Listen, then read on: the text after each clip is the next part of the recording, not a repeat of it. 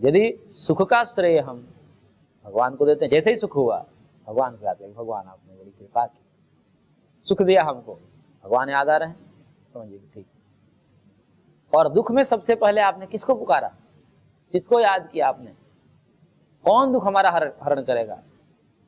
यदि आपके मन में, आपके बुद्धि में कोई लौकिक व्यक्ति आ रहा है, संसारिक व्यक्ति आ रहा है, तो समझिएगा आपको भगवान पर अभी निष्ठा नहीं है, क्योंकि भगवान से भी ज्यादा भरोसा अन्य जीवों पर, संसारिक लोगों पर।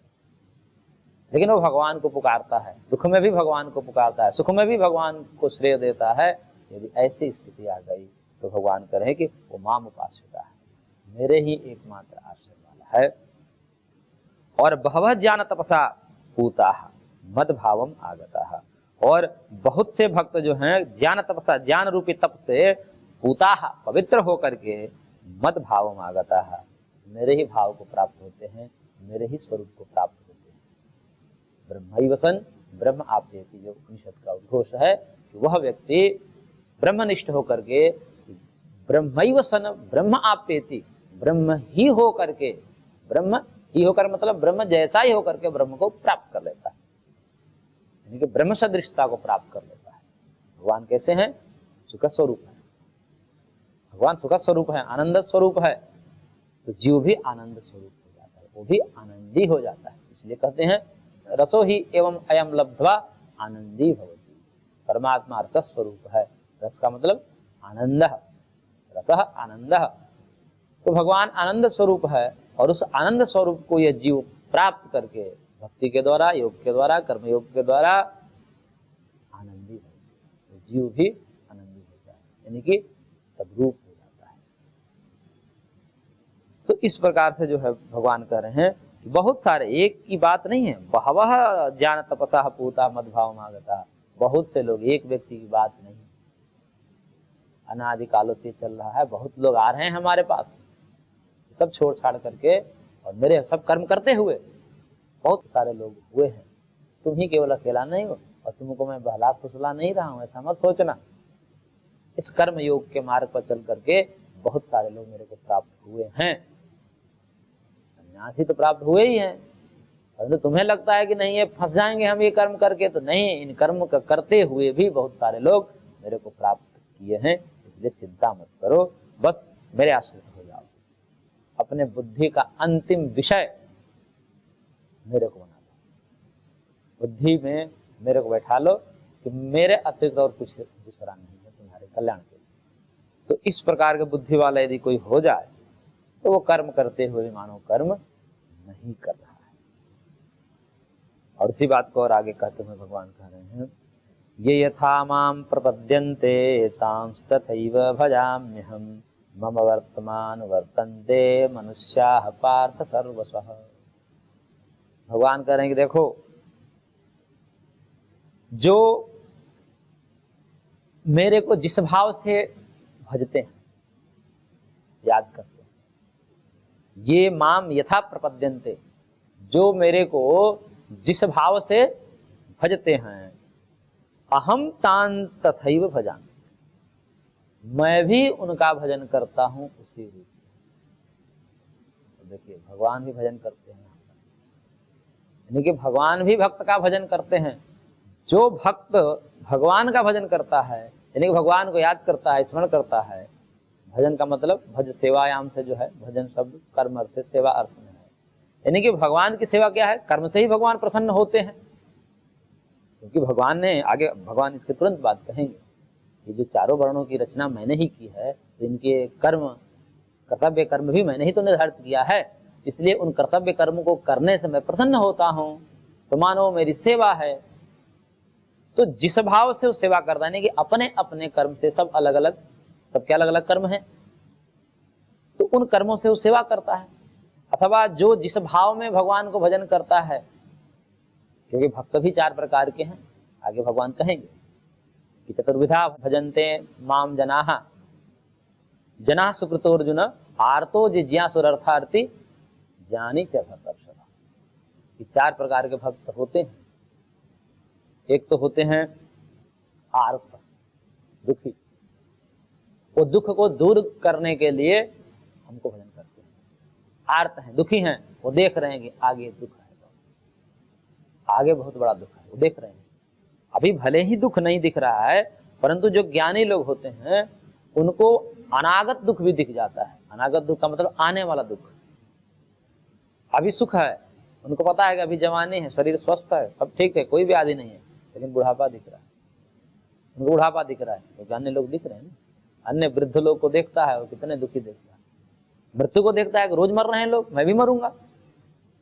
तो ये बुढ़ापा, ये मृत्यु, पुनः जन्म, पुनः मरण, ये सब दुखों को देखता है, तो भगवान को पुकारता है कि हे भगवान, इस दुख से हमें दूर कर दो। ये गर्भ दुख, ये संसार के दुख, ये जरा दुख, ये व्याधि दुख, ये बड़ा भयंकर है। इसलिए आप कृपा करके हटा दो। एक आप ही ऐसा सर्वसमर्थ हो जो इन दुखों को हटा सकते हो, और कोई नहीं हटा सकता। इस भाव से अपने दुख को हरण करने के लिए भगवान को पुकारता है। तो आर्त लोग हैं, दुखी लोग हैं, भगवान को दुख दूर करने के लिए पुकारते हैं, भजन करते हैं। और जो जिज्ञासु है, क्या है तत्व, कैसा है, एक बार देखें, जाने, इसलिए वो ज्ञान के लिए उनको पुकारते हैं, मैं जानूं। एक उनमें एक जिज्ञासा रहती है, जिज्ञासु है कि आखिर है कैसे, सुना तो है, पढ़ा तो है, मैं देख भी लूं, अनुभव कर ली, ये जिज्ञासा मन में रहती है। इस प्रकार से भगवान को अब पढ़ते हैं, ये जिज्ञासा है तो वह ऐसे ऐसे प्राप्त होंगे, फिर वो करने लगते हैं और फिर प्राप्त कर लेते हैं। तो जिज्ञासु को जो है उस रूप में भगवान को, जिज्ञासु उस रूप में भगवान को जानने के लिए मेरे को भगवत ज्ञान हो जाए, ब्रह्म साक्षात्कार हो जाए, इसलिए भी जो है भगवान को भजते हैं। अर्थार्थी, कोई उनको अर्थ आदि का कोई प्रयोजन है, पैसा मिल जाए, पद मिल जाए, प्रतिष्ठा मिल जाए, कुछ ऐसा सुख मिल जाए, इस प्रयोजन से भी भगवान का भजन करते हैं। तो वो लोग जो है लौकिक सुख है, लौकिक या पारलौकिक सुख के लिए भगवान का भजन करते हैं, सभी भजन करते हैं। और एक ज्ञानी होते हैं, तो ज्ञानी लोग भी भगवान का भजन करते हैं, वो भगवान के भक्त हैं। तो चार प्रकार से मेरे को लोग भजते हैं। तो भगवान कहते हैं कि चार प्रकार से भजते हैं तो मैं भी तो उनको सेवा करूंगा। यानी कि ये यथा माम प्रपद्यन्ते, जो जिस भावना से मेरे को भजन किया है, मैं उस भावना को पूर्ति कर दिया, मानो भजन कर दिया। तो भगवान भजन करते हैं, यानी कि उसी भाव से करते हैं। तात्पर्य ये हुआ कि जिज्ञासु को ज्ञान देकर के भगवान परिपूर्ण कर दिए, उनकी सेवा कर दिए। अर्थार्थी को अर्थ दे करके उनकी सेवा कर दी। ज्ञानी को जो है मोक्ष देकर भगवान ने सेवा कर दी, और आर्त को दुख दूर करके भगवान ने सेवा कर दी। यानी कि जो जैसी इच्छा वाला था, कामना वाला था, भगवान उन समस्त कामनाओं की पूर्ति कर दी, मानो भगवान भी भजन कर दी, उनकी सेवा कर दी। तो इस प्रकार से ये यथा माम प्रपद्यन्ते ताम तथैव भजाम्यहम्, जो जिस भाव से मेरे को भजता है, मैं भी उसको उसी भाव से भजता हूँ। यानी कि उनके दुखों को दूर कर देता हूँ, उनकी कामनाओं को पूर्ति कर देता हूँ। यही भगवान का भजन है।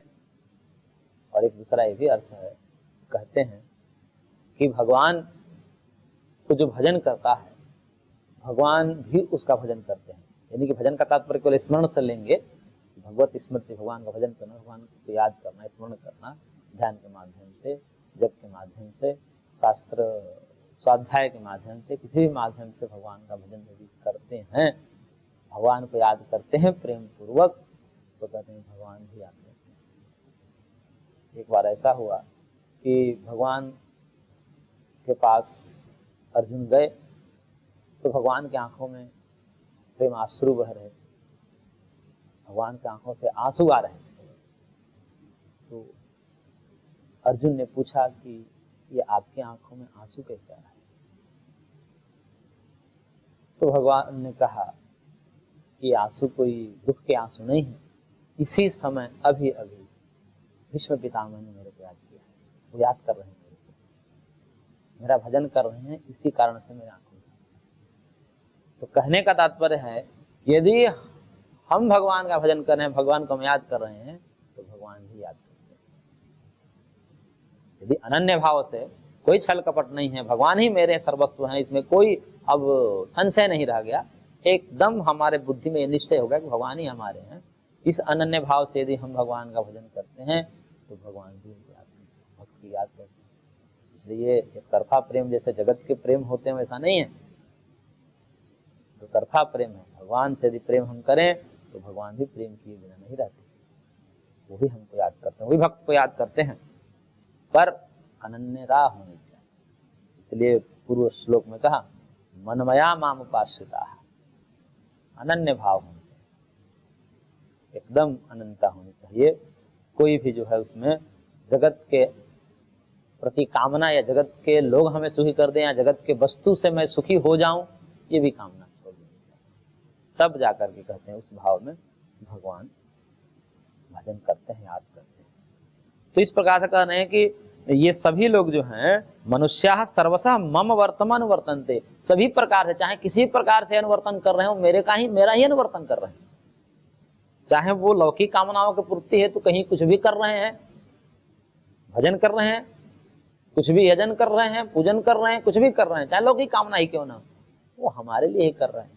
भले उनको समझ में नहीं आता लेकिन वो मेरे ही रास्ते पर है, क्योंकि ये सारे जो कर्म हैं और इसको करना खलासा से होकर के ही करना, भले उनको पता नहीं है लेकिन अनुसरण तो मेरा ही हो रहा है। इसलिए भगवान कह रहे हैं कि सारे मनुष्य मेरा ही अनुवर्तन कर रहे हैं, मानो मेरे तरफ ही आना चाह रहे हैं। अब ये बात समझ से थोड़ी सी परे है कि कैसे सब मनुष्य जो है मेरे तरफ ही आना चाह रहे हैं। इसके लिए एक युक्ति है, युक्ति इसमें यही है कि भगवान का जो स्वरूप है वो आनंद स्वरूप कहा गया है। आनंदो ब्रह्म व्याजानात् आनंदमय अभ्यासात् इत्यादि ब्रह्म सूत्र है, वेदांत वाक्य हैं। भगवान का स्वरूप जो है सच्चिदानंद स्वरूप है, आनंद स्वरूप है, सुख स्वरूप है भगवान का स्वरूप। अब कहते हैं कि ये सुख जो है, ये आनंद है, ये कौन नहीं चाहता? सारे जीव आनंद ही चाहते हैं, सुख ही चाहते हैं। तो सारे जीव आनंद और सुख ही चाह रहे हैं, मानो मेरे को ही चाहते हैं, क्योंकि आनंद की तरफ सब प्रवृत्त है। आनंद ब्रह्म है, भगवान है, मानो सब भगवान की तरफ ही प्रवृत्त है। इसलिए वाल्मीकि रामायण में वाल्मीकि जी ने लिखा कि लोके नहीं सही विद्येत यो न रामम अनुव्रतः, लोक में इस जगत में कोई ऐसा व्यक्ति नहीं है जो भगवान का भक्त न हो, भगवान राम का अनुचर न हो। क्यों? क्योंकि आनंद स्वरूप है। आनंद का अनुचर कौन, आनंद का दास कौन नहीं है, ये बताइए। आनंद से प्रेम कौन नहीं करता है? सुख से प्रीति कौन नहीं करता? सब करते हैं। सुख ही भगवान है, तो भगवान से प्रीति सब करते हैं कि नहीं, उनका अनुसरण करते हैं कि नहीं। इसलिए कोई ऐसा हो नहीं सकता जो नास्तिक है, सब भगवान की तरफ जा रहे हैं। कोई किसी मार्ग से जा रहा है, कोई किसी मार्ग से जा रहा है, कोई उल्टा जा रहा है, लेकिन जा उधर ही रहा है, मुड़कर आएगा, कहीं खोज रहा है। विषयों में भी कहते हैं कि सुख है, विषय में सुख है, विषय में सुख लेता है और उसको सुख मिल जाता है, फिर उस सुख तिरोहित हो जाता है, क्योंकि विषय सुख क्षणिक होते हैं। फिर पुनः चाहता है, फिर पुनः जाता है, लेता है, फिर असंतुष्ट हो जाता है, फिर संतुष्टि के लिए बारंबार बारंबार बारंबार विषय सेवन क्यों करता है? क्योंकि स्थायी सुख को चाह रहा है, स्थायी सुख को चाह रहा है। वो चाह रहा है कि एक बार मैं तृप्त हो जाऊं, लेकिन वो तृप्ति नहीं हो रही है। अब ये तृप्ति किसमें है? भगवान में है। वो तृप्ति खोज रहा है कि नहीं खोज रहा है? परमम साम्यम उपैति, ये जो वेद का मंत्र है, परम साम्यता, परम तृप्ति को प्राप्त होता है कौन? ब्रह्मज्ञानी व्यक्ति। वही मोक्ष की स्थिति है, परम तृप्ति मोक्ष की स्थिति है।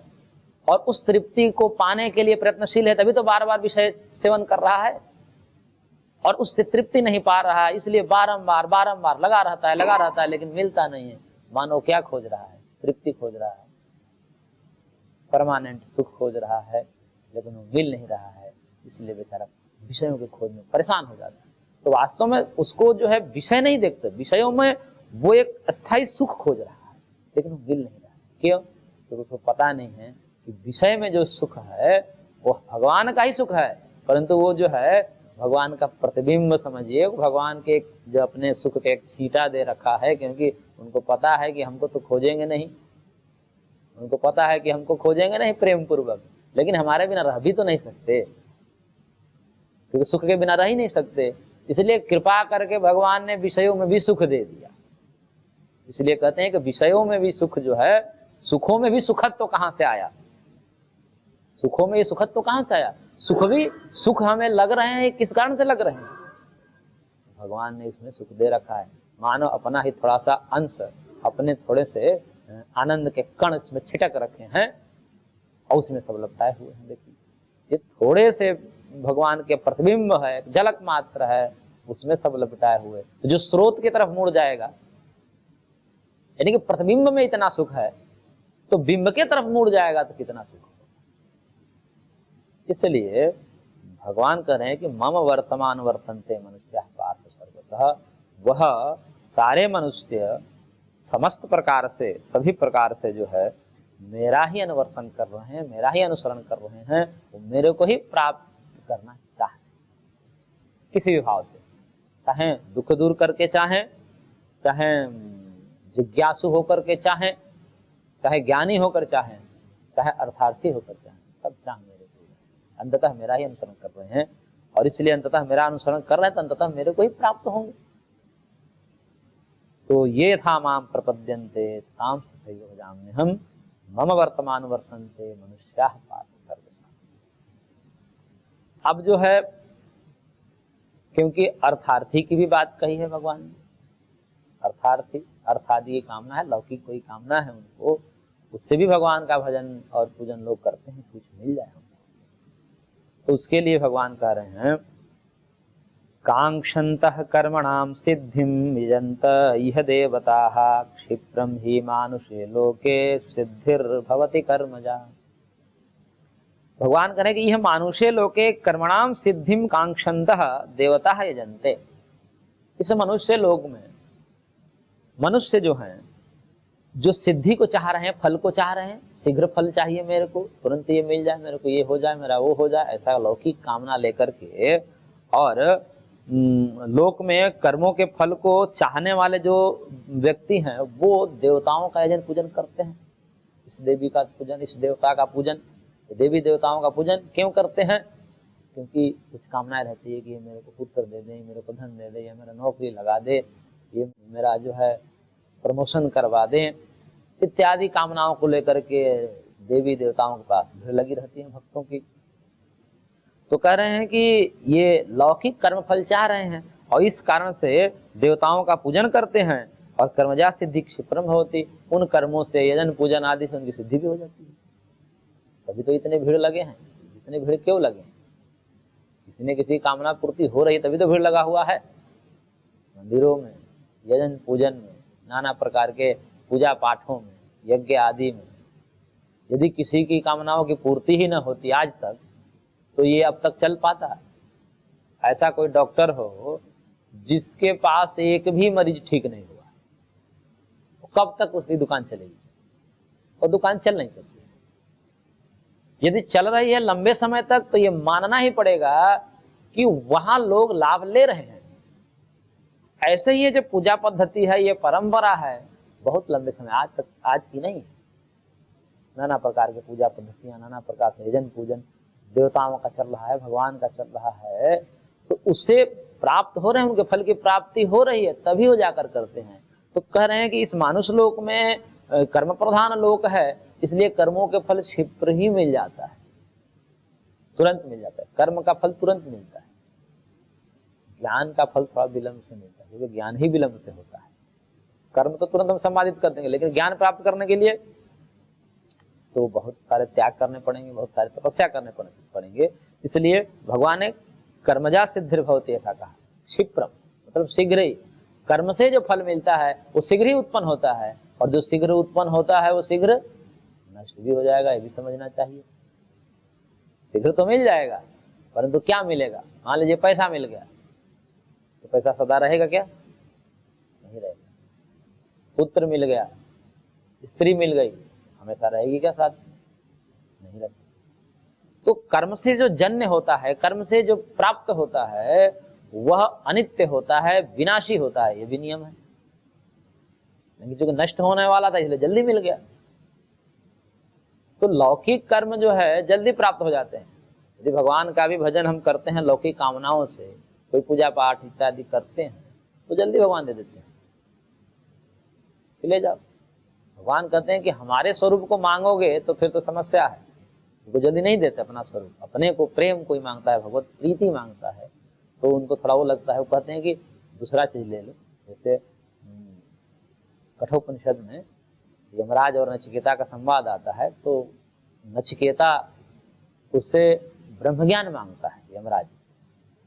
तो यमराज जी कहते हैं कि तुम बच्चे हो, क्या है ब्रह्म ज्ञान लेकर करोगे, तुम मेरे से वरदान मांग लो, तुम बहुत धन मांग लो, वैभव मांग लो, यश मांग लो, राज्य मांग लो, ये सब मांग लो, ये मत मांगो ब्रह्म ज्ञान, क्योंकि ब्रह्म ज्ञान तो बड़ा गोपनीय है, बहुमूल्य है। ये बहुमूल्य वस्तु सबको दी भी नहीं जाती, भगवान देते भी नहीं, कोई भी नहीं देता। लेकिन नचिकेता बालक था, लेकिन पूर्व जन्म के संस्कार उसके प्रबल थे, इसलिए कि नहीं, हमें ब्रह्म ज्ञान का और कुछ। तो भगवान भी ऐसे करते हैं कि जो मांगता है कि भाई संसार चाहिए, वह दे ले जाओ, भजन किए कुछ देर तक ले, उसको सुख दे जाओ। तो ऐसे भी भगवान देते हैं, क्योंकि ये शीघ्र नष्ट होने वाले हैं, तो इसलिए दे दिया। सिद्धि क्षिप्रम भवति, तो कर्म से जो सिद्धि होती है जल्दी ही हो जाती है, ज्ञान वाली सिद्धि थोड़ी सी विलंब से होती है। अब भगवान ने जो पूर्व में कहा था कि मैं धर्म की संस्थापना करता हूँ, धर्म संस्थापनार्थाय संभवामि युगे युगे, धर्म की संस्थापना करने के लिए आता हूँ, तो धर्म की संस्थापना किस प्रकार से करते हैं, क्या उनके जो सब ताम झाम है वो बताते हैं भगवान। तो कह रहे हैं कि चातुर्वर्ण्यम मया सृष्टम गुण कर्म विभागशः तस्य कर्तारमपि माम विद्या कर्तारम अव्ययम्। कहे भगवान की चातुर्वर्ण्यम मया सृष्टः गुण कर्म विभागशः, ये जो चारों वर्ण हैं, ब्राह्मण क्षत्रिय वैश्य शूद्र, ये इनके गुण और कर्मों के अनुसार मैंने ही रचा है, और इनके कर्मों से मैं इस जगत को धारण और पोषण करवाता हूँ। तो ये सेवा करनी है, धर्म की संस्थापना करनी है, तो धर्म की संस्थापना कैसे होगी, इन चारों वर्णों को अपने अपने कर्मों में लगा कर। ब्राह्मण का ब्राह्मणत्व, क्षत्रियों का क्षत्रियत्व, वैश्यों का वैश्यत्व, शूद्रों का शूद्रत्व, इनमें प्रतिष्ठित रहे और अपने अपने कर्म में लगे रहें, क्योंकि कोई भी एक कर्म अपना त्यागता है तो ये मामला गड़बड़ा जाता है। एक भी स्तंभ गिरता है यदि छत का, वो जो है मकान कमजोर हो जाए। इसलिए चार स्तंभ है, ब्राह्मण क्षत्रिय वैश्य शूद्र, ये चार स्तंभ है, और इस एक स्तंभ में भी यदि गिरावट आती है तो पूरा महल के ऊपर खतरा हो जाता है। तो इनके अपने अपने गुण कर्म है, गुण और कर्मों के विभाग से इन्होंने, भगवान ने ही इनकी सब रचना की है। ब्राह्मण ज्ञान प्रधान है, क्षत्रिय कर्म प्रधान है, छात्र धर्म से युक्त है, और वैश्य अर्थ प्रधान है, और शूद्र श्रम प्रधान है, शक्ति प्रधान है। तो ज्ञान शक्ति, क्रिया शक्ति, अर्थ शक्ति और श्रम शक्ति, ये चार शक्तियां समाज को, किसी राष्ट्र को विकसित बनाती है। और उसको चाहे आप किसी भी प्रकार से मान लो, उसमें कोई समस्या नहीं है, चाहे जन्म से मान लो या कर्म से मान लो, ये पचड़ों में पड़ने की आवश्यकता नहीं है, लेकिन इन चार शक्तियों को मानना ही पड़ता है।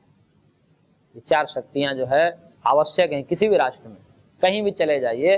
ज्ञान शक्ति, क्रिया शक्ति यानी कि नियंत्रण करने वाला छात्र धर्म, राज शक्ति जिसको कह सकते हैं, तो ज्ञान शक्ति, राज शक्ति, अर्थ शक्ति और श्रम शक्ति, ये चार शक्तियां मिलकर के किसी एक समृद्ध राष्ट्र की संरचना होती है, तब जाकर सब सुखी रहते हैं। इसमें से एक भी हट जाए तो चरमरा जाएगी समाज, उस राष्ट्र की उन्नति रुक जाएगी।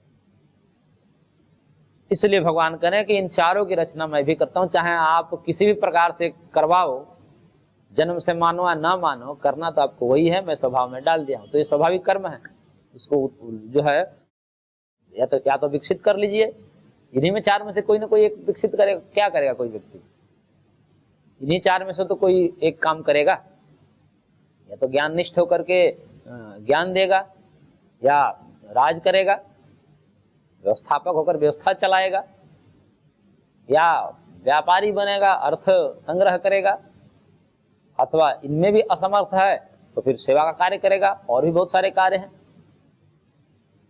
शिल्पकार है, वस्त्र का निर्माण है, और जितने भी निर्माण कलाएं हैं सब, गृह उद्योग, कुटीर उद्योग, तो जो है शूद्र का काम है।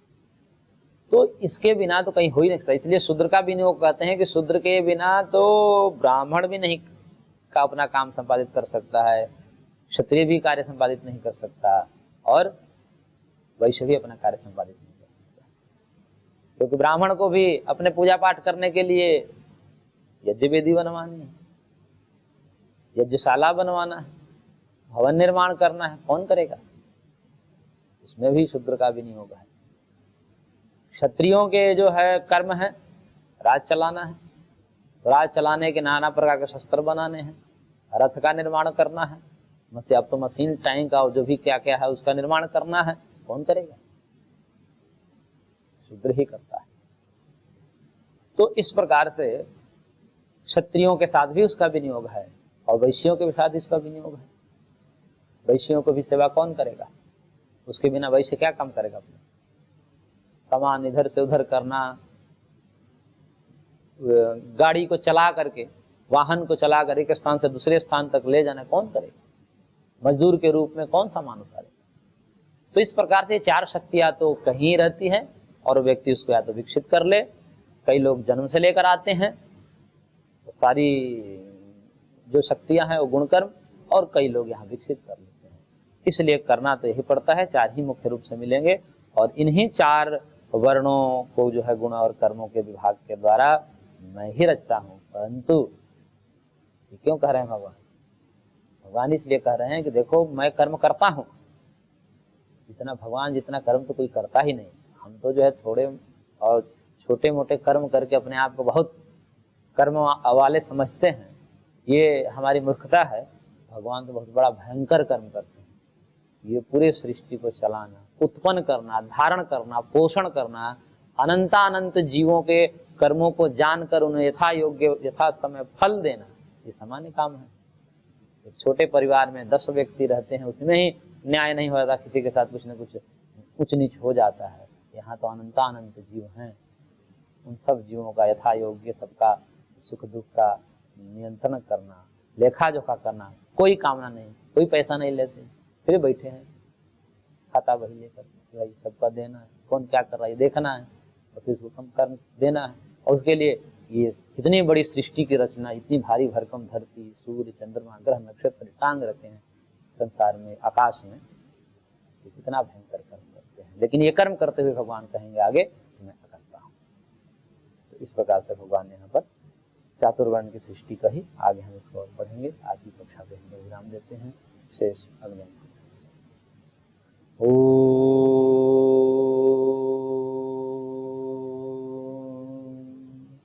शांति शांति शांति।